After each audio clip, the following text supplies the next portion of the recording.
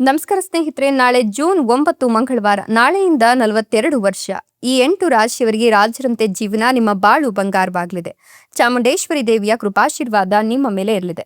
ಹಾಗಾದ್ರೆ ಆ ಅದೃಷ್ಟವಂತ ರಾಶಿಗಳು ಯಾವುವು, ಅವುಗಳಿಗೆ ಏನೆಲ್ಲ ಲಾಭ ಸಿಗುತ್ತೆ ನೋಡೋಣ. ಅದಕ್ಕಿಂತ ಮೊದಲು ಚಾಮುಂಡೇಶ್ವರಿ ದೇವಿಗೆ ಭಕ್ತಿಯಿಂದ ಲೈಕ್ ಕೊಟ್ಟು ನಮ್ಮ ಚಾನೆಲ್ ಅನ್ನ ಸಬ್ಸ್ಕ್ರೈಬ್ ಮಾಡಿ. ಹಾಗೆ ಬೇಗನೆ ನಮ್ಮ ವಿಡಿಯೋದ ನೋಟಿಫಿಕೇಶನ್ ಪಡೆಯಲು ಬೆಲ್ ಬಟನ್ ಕ್ಲಿಕ್ ಮಾಡಿ ಆಲ್ ಅಂತ ಕ್ಲಿಕ್ ಮಾಡ್ಕೊಳ್ಳಿ.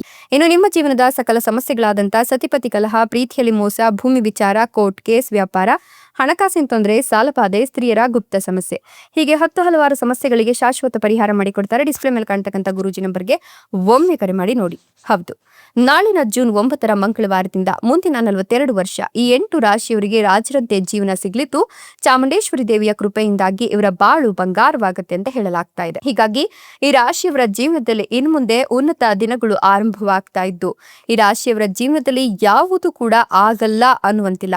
ಇವರ ಕಠಿಣ ಪರಿಶ್ರಮದ ಫಲವನ್ನ ಇನ್ನು ಮುಂದೆ ಇವರು ನೋಡ್ತಾ ಹೋಗ್ತಾರೆ. ಇವರು ಮಾಡ್ತಕ್ಕಂಥ ಎಲ್ಲ ಕೆಲಸ ಕಾರ್ಯಗಳು ಕೂಡ ಈಗ ಕೈಗೂಡ್ಲಿದ್ದು, ವಿದ್ಯಾರ್ಥಿಗಳಿಗಂತೂ ಅತ್ಯುತ್ತಮ ಸಮಯ ಇದಾಗಿದೆ ಅಂತ ಹೇಳಬಹುದು. ಇನ್ನು ಮುಂದೆ ಇವರು ಯಾವುದೇ ಕೆಲಸ ಕಾರ್ಯಗಳನ್ನ ಆರಂಭ ಮಾಡಿದ್ರು ಕೂಡ ಇನ್ನು ಮುಂದೆ ಇವರ ಕಠಿಣ ಪರಿಶ್ರಮ ಮಾತನಾಡುತ್ತೆ ಅಂತ ಹೇಳಬಹುದು. ಯಾಕಂತಂದ್ರೆ ಇಷ್ಟು ದಿನ ಇವರು ಪಟ್ಟಂತಹ ಕಷ್ಟಕ್ಕೆ ಇನ್ನು ಮುಂದೆ ಇವರ ಒಂದು ಶ್ರಮಕ್ಕೆ ಬೆಲೆ ಸಿಗ್ತಕ್ಕಂಥ ಕಾಲ ಈಗ ಶುರುವಾಗ್ತಾ ಇದೆ.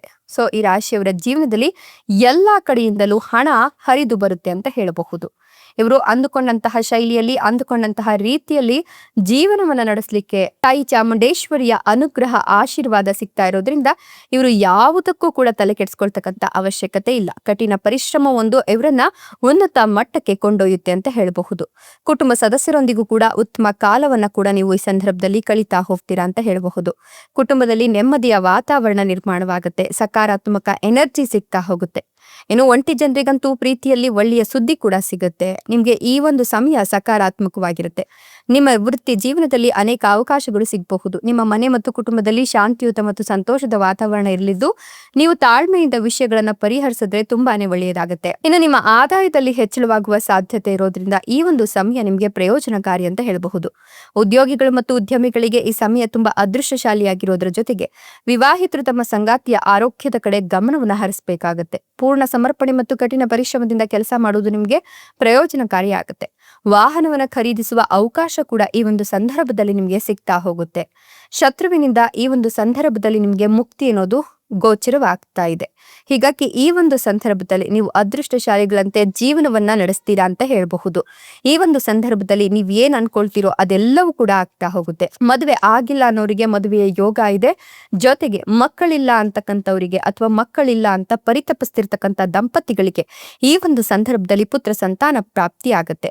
ಮಕ್ಕಳ ವಿದ್ಯಾಭ್ಯಾಸದ ದೃಷ್ಟಿಯಿಂದಲೂ ಕೂಡ ಈ ಒಂದು ಸಮಯ ಅದ್ಭುತವಾಗಿದ್ದು, ಒಂದಷ್ಟು ಉನ್ನತ ವ್ಯಕ್ತಿಗಳಿಂದ ಅಥವಾ ಉನ್ನತ ಮೂಲಗಳಿಂದ ನಿಮ್ಗೆ ಹಣದ ಹರಿವಿನ ಜೊತೆಗೆ ಒಂದಷ್ಟು ಅವಕಾಶಗಳು ಕೂಡ ಒದಗಿ ಬರುತ್ತೆ. ಇಷ್ಟೆಲ್ಲ ಲಾಭ ಮತ್ತು ಅದೃಷ್ಟವನ್ನು ಪಡಿತಿರ್ತಕ್ಕಂಥ ಆ ಅದೃಷ್ಟವಂತ ರಾಶಿಗಳು ಯಾವುವು ಅಂದ್ರೆ ತುಲಾ ರಾಶಿ, ಕಟಕ ರಾಶಿ, ಸಿಂಹ ರಾಶಿ, ಮೀನ ರಾಶಿ, ವೃಷಭ ರಾಶಿ, ಧನುರ್ ರಾಶಿ, ಮಿಥುನ ರಾಶಿ, ವೃಶ್ಚಿಕ ರಾಶಿ. ಇವುಗಳಲ್ಲಿ ನಿಮ್ಮ ರಾಶಿ ಇದ್ದರೂ ಇಲ್ಲದಿದ್ದರೂ ಭಕ್ತಿಯಿಂದ ಓಂ ನಮೋ ಚಾಮುಂಡೇಶ್ವರಿ ದೇವಿಯ ನಮಃ ಅಂತ ಕಮೆಂಟ್ ಮಾಡಿ. ಧನ್ಯವಾದಗಳು.